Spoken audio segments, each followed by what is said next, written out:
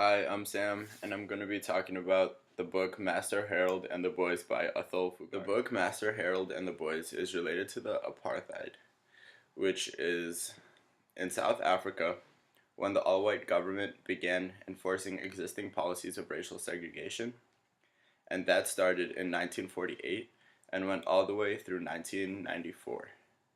And this book is based in the 50s when apartheid was starting out and was getting to its peak.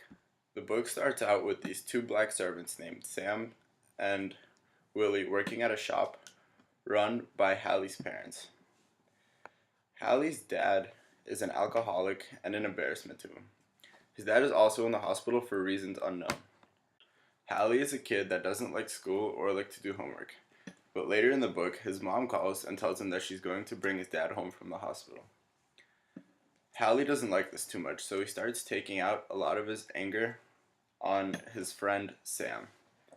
He can do that because Sam is working for him and he's also black, which means he has less power than Hallie. Sam is like a father figure to Hallie because Sam is always at the shop where Hallie is. And as Hallie is telling Sam about all of the problems that he has with his dad, he starts getting mad because the feelings become so overwhelming. So he starts screaming and getting very angry at Sam and starts telling all these racist jokes. And he just starts putting Sam down because all of the pain that his father gave him and the embarrassment, he starts taking it out on Sam because Sam is like a father figure to him. The last thing we read in this book is towards the end of the fight when Sam tells Hallie a deep and heartfelt story about a time when Hallie was younger and Sam made a kite for him and how he couldn't stay with him because he was white. That made Hallie realize that everything that he said that was mean towards Sam was pointless, and he basically wasn't as mad anymore, and they came to understand each other and agree and not be mad. A main theme in this book is the apartheid and how it's going on around them, but how it's not really in effect in the shop. Sam and Hallie are like equals. They have conversations about the apartheid and how it's going on around them and how it's affecting everyone. But Hallie has never really made Sam feel like he was worse than him until later in the book when Hallie starts going off on Sam for all the problems that his dad caused. A recurring motif throughout this book is ballroom dancing, and it symbolizes equality for everyone because when Sam and Willie are talking about ballroom dancing, it's just everyone in a room dancing, not worrying about the apartheid or being lower than anyone else.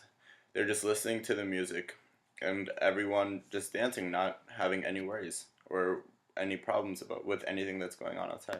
For me, what's memorable about this book is how this book is based on apartheid, but there isn't really much apartheidness going on in the book.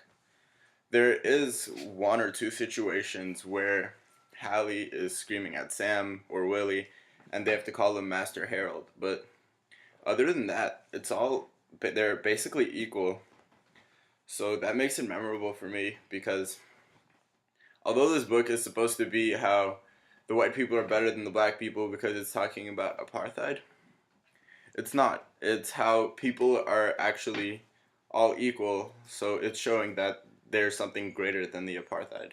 A text that I'd like to bring up is on page 40, where Sam and Hallie are having a conversation about dancing, and how Sam is trying to tell him that it's art, but Hallie, even though he doesn't like school, he still learned something, and he's trying to explain to Sam what it actually is. And he tells him, philosophers have been trying to do that for centuries. What is art? What is life? But basically, I suppose it's the giving of meaning to matter. And Sam says, nothing to do with beautiful, and Hallie, it goes beyond that. It's the giving of form to the formless.